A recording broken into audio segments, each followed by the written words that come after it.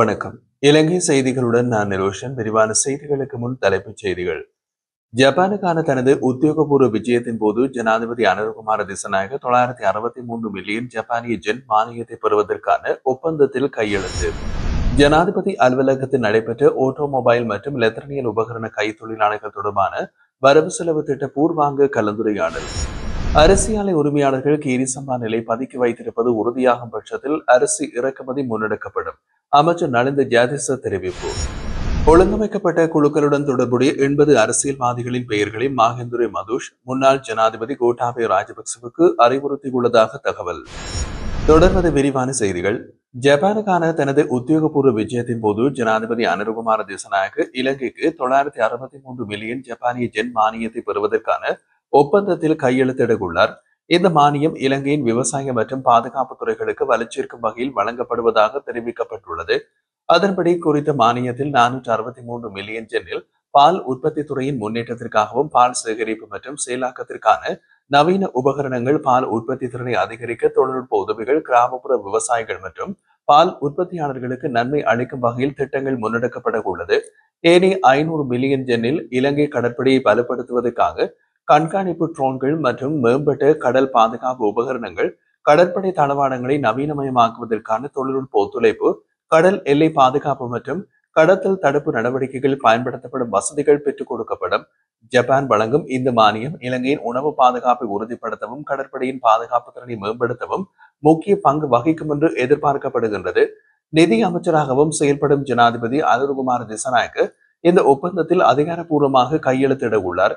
இந்த விஜயத்தின் மூலம் ஜப்பான் மற்றும் இலங்கைக்கு இடையிலான பொருளாதார உறவுகள் மற்றும் மேலும் மறுபெறும் என்று, குறிப்பாக விவசாயம், தொழில்நுட்பம் மற்றும் பாதுகாப்பு துறைகளில் புதிய ஒத்துழைப்புகளுக்கான பாதை திறக்கப்படும் என்றும் எதிர்பார்க்கப்படுகின்றது. செவ்வாய்க்கிழமை பிற்பகல் ஜனாதிபதி அலுவலகத்தில் ஆட்டோமொபைல் மற்றும் எலக்ட்ரானியல் உபகரண கைத்தொழில்கள் தொடர்பான வரவு செலவு திட்ட பூர்வாங்க கலந்துரையாடல் நடைபெற்றது. ஜனாதிபதி அனுரகுமார திசநாயக்க தலைமையிலான அரசாங்கத்தின் பொருளாதார அபிவிருத்தி திட்டத்திற்கு ஆட்டோமொபைல் மற்றும் எலக்ட்ரானியல் உபகரண இறக்குமதியாளர்கள் முழு ஆதரவு வழங்குவதாக தெரிவித்தனர். தற்போதைய அரசு வாகன இறக்குமதி தொடர்பாக எடுத்த நடவடிக்கைகளால் வாகன இறக்குமதி துறை விரிவடைந்துள்ளதாக வாகன இறக்குமதியாளர்கள் கூறினர். அடுத்த வரவு செலவு திட்டத்திற்கு பயனுள்ள பல பரிந்துரைகளையும் அவர்கள் முன்வைத்துள்ளார்கள். எலக்ட்ரானியல் உபகரண இறக்குமதியாளர்கள் உற்பத்திகளை இறக்குமதி செய்வதில் எதிர்கொள்ளும் பிரச்சனைகளையும் எடுத்துரைத்திருந்தனர். குறிப்பாக ஒழுங்கமைக்கப்பட்ட குழுக்களால் வரி செலுத்தாமல் எலக்ட்ரானியல் உபகரணங்கள் நாட்டுக்குள் திருட்டுத்தனமாக செல்வதால் சந்தை ஏற்றத்தாழ்வு மற்றும் பொருட்களை தர குறைபாடு ஏற்பட்டிருப்பதாகவும் அவர்கள் சுட்டிக்காட்டியுள்ளனர். இதனால் அரசுக்கு அதிக வரி இழப்பு ஏற்படுவதோடு நுகர்வோர் பொருட்களின் தரத்தை பற்றியும் பிரச்சனைகள் உருவாகுவதாக அவர்கள் தெரிவித்திருந்தனர். அதேபோல் இதற்கு துரித நடவடிக்கைகள் எடுக்க வேண்டும் என்றும் கோரிக்கை விடுத்துள்ளார்கள்.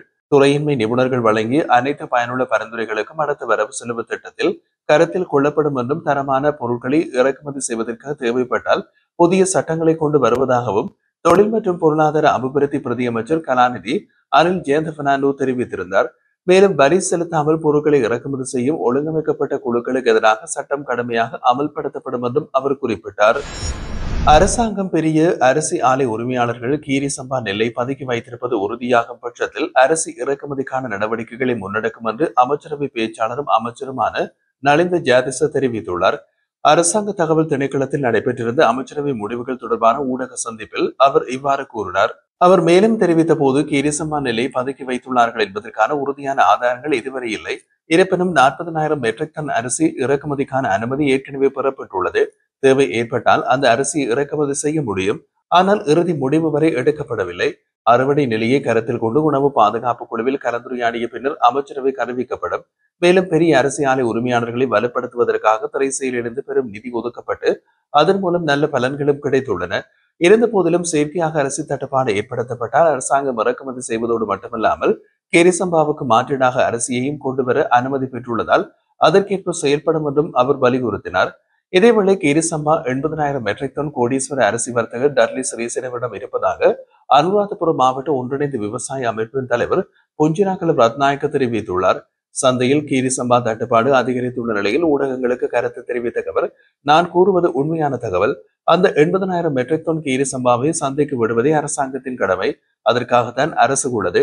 இதை செய்ய முடியாவிட்டால் நாங்கள் யாரிடம் சொல்ல போகின்றோம்? பெரிய நடுத்தர சிறிய ஆலை உரிமையாளர்களிடம் கீரி சம்பா இருக்கலாம். எங்களுக்கு பெரிய ஆலை உரிமையாளர்களுடன் பிரச்சனை இல்லை. நாங்களே அவர்களுக்கு நெல்லை கொடுக்கின்றோம். ஆனால் இப்போது டட்லி சிறிசேனவின் கட்டுப்பாட்டில் தான் நெல் மற்றும் அரிசியின் விலை நிர்ணயமாகின்றது. அரசு இதற்கு நடவடிக்கை எடுக்காவிட்டால் டட்லி சிறிசேனவை அரசை நடத்துகிறார் என்பதே எங்களின் நம்பிக்கை என்று அவர் கடுமையாக சாடியுள்ளார். இலங்கை துறைமுக அதிகார சபையின் உத்தரவாதத்தின் பேரில் ஹம்பாந்தோட்டை மாகம்புர துறைமுக மேலாண்மை நிறுவனம் 2014ஆம் ஆண்டு பெற்றிருந்த 24 மில்லியன் அமெரிக்க டாலர் கடன் தொடர்பில் பல்வேறு விவரங்கள் சமீபத்திய கோப் குழுவில் வெளிப்படுத்தப்பட்டது. இதன்படி 2023ஆம் ஆண்டு வரையில் 18.82 மில்லியன் டாலர்கள் திருப்பிச் செலுத்தப்படாமல் இருப்பது பொது நிறுவனங்கள் குழுவில் தெரிய வந்துள்ளது. இது தொடர்பான உண்மைகள் 2022 மற்றும் 2023ஆம் ஆண்டுகளுக்கான கணக்காய்வாளர் நாயகத்தின் அறிக்கைகள் மற்றும் துறைமுக அதிகார சபையின் தற்போதைய செயல்திறனை ஆராயும் நோக்கில் நாடாளுமன்ற உறுப்பினர் நிஷாந்த் சமரவீர தலைமையில் நடைபெற்ற கோப்புக்குழு கூட்டத்தில் முன்வைக்கப்பட்டன. மேலும் சம்பந்தப்பட்ட தனியார் வங்கிக் கடனை பெற்றுக்கொள்ளும் மாகம்புர துறைமுக நிறுவனம் மற்றும் துறைமுக அதிகார சபைக்கு எதிராக 2 வழக்குகள் தொடர்ந்துள்ளதாகவும் தெரிவிக்கப்படுகிறது. அத்துடன் இந்த பரிவர்த்தனை தொடர்பாக லஞ்சம் மற்றும் ஊழல் குற்றச்சாட்டுகளை விசாரிக்கும் ஆணையத்தில் முறைப்பாடு சமர்ப்பிக்கப்பட்டு விசாரணைகள் நடைமுறையில் உள்ளது என்று துறைமுக அதிகாரிகள் குழுவிடம் விளக்கம் அளித்தனர். அவர்கள் மீதும் 2022 ஜூன் மாதம் முதல் நிறுவனத்தை கலைப்பதற்கு ஒரு கலைப்பாளர் நியமிக்கப்பட்டு கலைப்பு நடவடிக்கைகள் முன்னெடுக்கப்பட்டு வருவதாகவும் குறிப்பிட்டனர். ஆனால் இந்த விளக்கங்கள் போதுமானவை அல்ல என்று கருதிய கோப்புக்குழு தலைவர், நிறுவனம் கலைக்கப்பட்டாலும் துறைமுக அதிகார சபை தனது பொறுப்பிலிருந்து தப்பிக்க முடியாது என்று வலியுறுத்தினார். எனவே உடனடியாக உள்தணிக்கை நடத்தி ஒழுங்கு நடவடிக்கைகளை எடுத்து அதன் முழுமையான அறிக்கையினை சமர்ப்பிக்க வேண்டும் என்று கோப்புக்குழு பரிந்துரைத்துள்ளது. உலக வங்கியின் தெற்காசியாவுக்கான துணைத் தலைவர் ஜொஹனஸ் ஜூட் இலங்கைக்கான தனது முதல் அதிகாரப்பூர்வ பயணத்தை சமீபத்தில் நிறைவு செய்தார். இந்த பயணம் கடந்த மே மாதம் உலக வங்கி குழு தலைவர் அஜய் பாங்கா மேற்கொண்டு வருகையின் தொடர்ச்சியாக இடம்பெற்றிருந்தது. 2 நாள் பயணத்தின் போது ஜொஹனஸ் ஜூட் ஜனாதிபதி அனுருகுமார திசாநாயக்க, மத்திய வங்கி ஆளுநர் நந்தலால் வீரசிங்க உள்ளிட்ட முக்கிய அதிகாரிகளோடு சந்தித்து தற்போதைய நிலவரம் தொடர்பாக பேச்சுவார்த்தை நடத்தியிருந்தார். எதிர்கால வளர்ச்சி வாய்ப்புகள் குறித்தும் அவர் கலந்துரையாடினார். இந்த சந்திப்புகளுக்கு பின் வெளியிட்ட அறிக்கையில் ஜொஹனஸ் ஜூட் அடுத்த 3 ஆண்டுகளில் இலங்கைக்கு 1 பில்லியன் அமெரிக்க டாலர்களுக்கு மேல் நிதி உதவி வழங்க உலக வங்கி உறுதி அளித்துள்ளது என்று தெரிவித்துள்ளார். இந்த நிதி உதவி நாட்டின் பொருளாதாரத்தை மீட்கவும், நிலைத்தன்மையை ஏற்படுத்தவும், மக்களின் வாழ்வாதாரத்தை மேம்படுத்தவும் பெரும் பங்களிப்பை வழங்கும் என்றும் அவர் குறிப்பிட்டிருந்தார். மேலும் உலக வங்கி சுற்றுலாத்துறை மேம்பாடு, பிராந்திய வளர்ச்சி, வடக்கு மற்றும் கிழக்கு மாகாணங்களில் அபிவிருத்தி திட்டங்கள், டிஜிட்டல் மேம்பாடு போன்ற துறைகளில் அடுத்த 12 மாதங்களில் கூடுதல் திட்டங்களை நடைமுறைப்படுத்த திட்டமிட்டுள்ளதாகவும் அவர் விளக்கியிருந்தார். இலங்கை தற்போது சந்தித்து வரும் கடன் நெருக்கடி மற்றும் பொருளாதார சவால்களை கருத்தில் கொண்டு உலக வங்கியின் இந்த நிதி உதவி நாட்டின் அபிவிருத்திக்கான முக்கியமான தூணாக அமையும் என்று எதிர்பார்க்கப்படுகின்றது.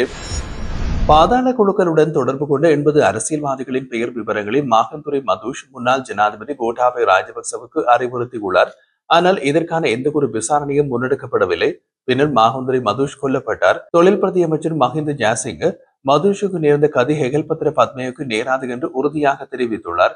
கொழும்பில் செவ்வாய்க்கிழமை இடம்பெற்றிருந்த நிகழ்வொன்றில் கலந்து கொண்டதன் பின்னர் ஊடகங்களுக்கு அவர் கூறுகையில், மெத்தேனிய பகுதியில் அண்மையில் கண்டுபிடிக்கப்பட்ட ஐஸ் போதைப்பொருள் மூலப்பொருளுக்கும் ஸ்ரீலங்கா பொதுஜன பெரமுனவின் உறுப்பினர்களுக்கும் தொடர்பு இருப்பதாக ஆரம்பகட்ட தகவல்கள் வெளியாகியுள்ளதுடன் பெயர் விவரங்கள் வெளியிடப்பட்ட பிறகு கட்சி மற்றும் அந்த நபருக்கு இடையில் எந்த தொடர்பும் இல்லை என்று பொதுஜன பெரமுன அறிவிக்கின்றது. அவர்களுள் பலர் நீதிமன்றத்தால் குற்றவாளிகள் ஆக்கப்பட்டு சிறையில் உள்ள போதிலும் கட்சி உறுப்புரிமை நீக்கப்படவில்லை. ஆனால் பொதுஜன பெரமுனவின் முன்னாள் பிரதேச சபை உறுப்பினரின் கட்சி உறுப்புரிமை அவசரமாக நீக்கப்பட்டுள்ளது. சம்பத் மனம்பேரி தலைமறைவாக உள்ளாரா அல்லது அகற்றப்பட்டாரா என்பதில் சந்தேகங்கள் காணப்படுகின்றன. பாதாள குழுக்களின் பிரதான உறுப்பினர்கள் கைது செய்யப்பட்ட நிலையில் அவர்களுடன் தொடர்பில் இருந்தவர்கள் தற்போது குழப்பத்தில் உள்ளார்கள். மஹிந்த ஜாசிங்க மேலும் தெரிவிக்கையில், விசாரணைகளில் வெளியாகும் பல விடயங்களை கொண்டு உரிய சட்ட நடவடிக்கைகள் எடுக்கப்படும். குற்றச்சாட்டுகளை முன்வைப்பவர்களின் கருத்துக்களுக்கு மட்டும் முக்கியத்துவம் கொடுக்கப்படுவது அல்ல என்று அவர் தெரிவித்தார்.